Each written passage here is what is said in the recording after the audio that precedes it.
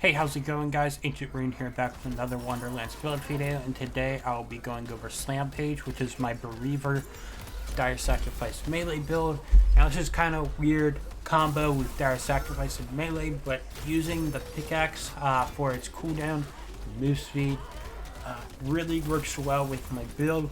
Just spamming Dire Sacrifice as much as possible and doing a bunch of damage to Dire Sacrifice, but unfortunately this build really only works well in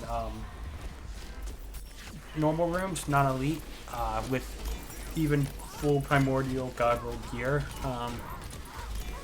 I haven't tried full ascended, but I don't like making builds based off of full ascended gear because that just feels really cheesy and not something possible to farm at all, even with the full primordial perfect gear. So this is something I really like, but it's really just kind of on the lower tier, but still a lot of fun. Definitely really enjoyable. I chose melee just because I'm really liking melee right now and it's really nice. But yeah, I hope you guys enjoy and make sure to like and subscribe if you like the video.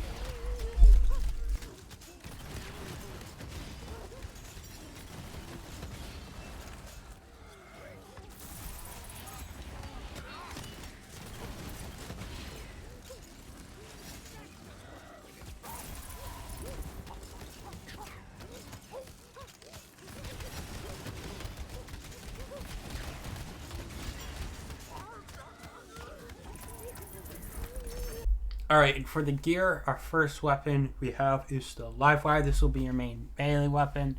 And it's really, really good, as always. It's kind of an obvious thing, people know why and how this is good. But I used the Graveborn action skill, increased dark magic damage and efficiency. We're able to spam this a lot with Dire Sacrifice. I wish I could use it as Reaper of Bones, but since it has that duration, it's like an action skill start. So if action skill active, this is kind of like how I do it. Yeah, Livewire is what I use here. I tried using a Scalawag. It's nice. You can use it. But it doesn't feel as good as Livewire. My main reason for trying to use this was for Blast Shield because we boost ability damage and Blast Shield's ability damage, so it's really nice having it. And you do notice when Blast Shield activates, but with RNG, it's usually just better to go with the Livewire. And then we have a Sword Solution. This is primarily for bossing. I probably want a ×1, but I just kind of have a ×3 here, and I didn't feel like searching around for a ×1.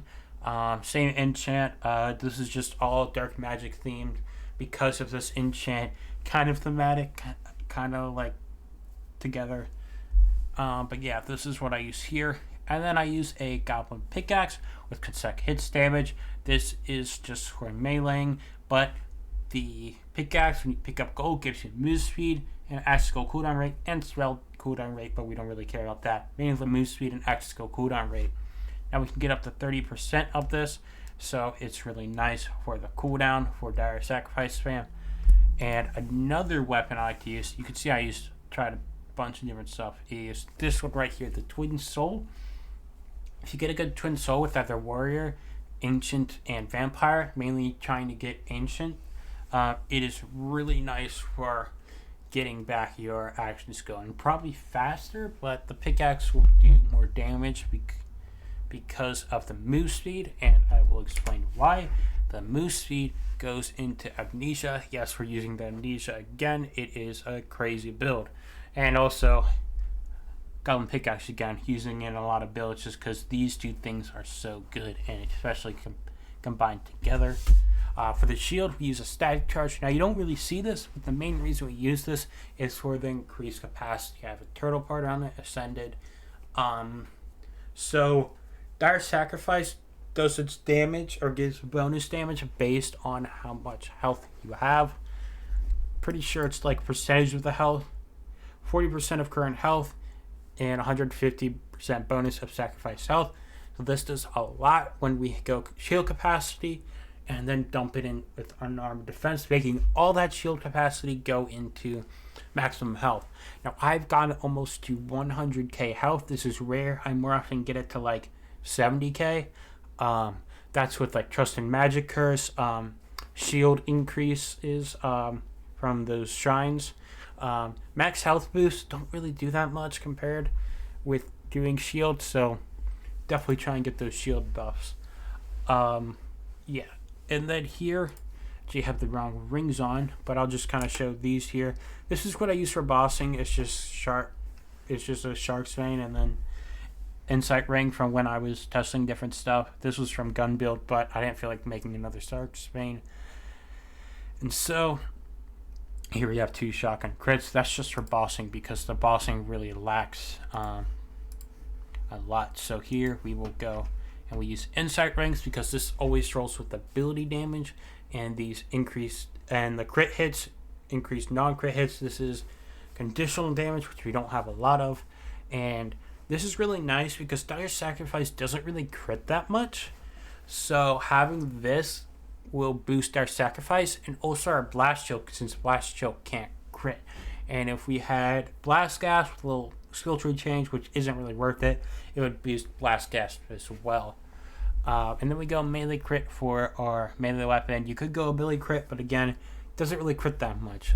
If we look over here, it has a 6.2% chance to crit, which isn't a lot.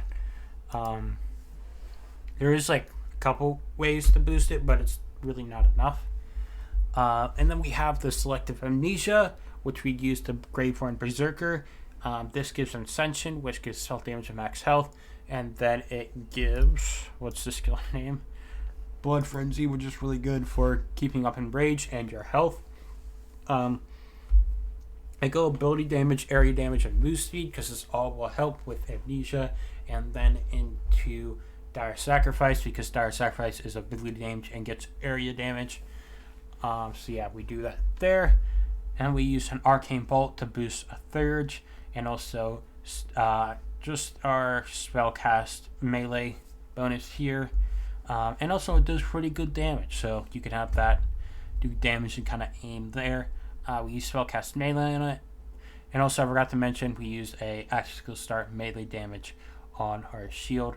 And then we use the Thurge with double all damage. You could try and use dot damage. I think I have one here. Yeah, double dot damage here. I didn't really know so much out of it, and having the all damage is just really nice in general. Like if your amnesia for some reason isn't up, and then just kind of it's all damage. It helps even if you have amnesia. And this will help keep our Dire Sacrifice coming back even quicker. And of course we go Dark Magic and Graveborn Power to boost Dire Sacrifice, and then also our melee and other items. Another thing you can use is the Protagonizer, which is pretty good, but I didn't have one that had like all damage at all, so I didn't really want to use it, and it didn't feel as good. So Protagonizer is a thing you can use if you find a good one. So that would be really nice. And then for the skill tree, of course, Dire Sacrifice, and then we go 3 Faithful Thralls, 5 Mortal Vessel, mainly because we don't need Essence Drain since Arcane Bolt has such a low cooldown. Sanguine Sacrament, just because it's like one of the best skills in the game for healing. Dread Covenant to help with survivability. Dark Hydra to combine with Faithful Thralls for damage. And then Ascension for spell damage, and mainly maximum health for more Dire Sacrifice damage. And then over here we have Unyielding for health regen, and then Savagery for melee damage, Old Ways, Icebreaker, Cold Snap, Unarmored Defense, pretty basic things you get along with Relentless Rage, just damage. This is Smooth Speed, which goes to damage for Selective Amnesia. Unarmored Defense increases our health, which means more damage for our sacrifice. This is just points for the armor. And then these two, you can kind of mess around with the points. I went to Ancient Fury, which brings us down to this row. And then I went Blast Chill, and I put the rest in Iron Squall because I wanted more swing speed. But you could put more into Ancient Fury for more maximum health and area damage for more Dire Sacrifice. But I felt like Dire Sacrifice was doing enough for me, so I didn't feel like it putting more in. So I went more Iron Squall, and then Blood of the Fallen, which is big because when you're doing this big Nova and you got a bunch of enemies, your like Axial is going to be like halfway done to coming back, maybe even more, which is really, really great, and I love that. And then here we go max crit damage we go max skill cooldown, and we go the rest into HP and ward. I hope you guys enjoyed the video. Tons of fun playing this build, and I hope you guys do as well. The save file will be in the Discord down below as always. And yeah, make sure to like and subscribe, and I will see you guys next time. Peace.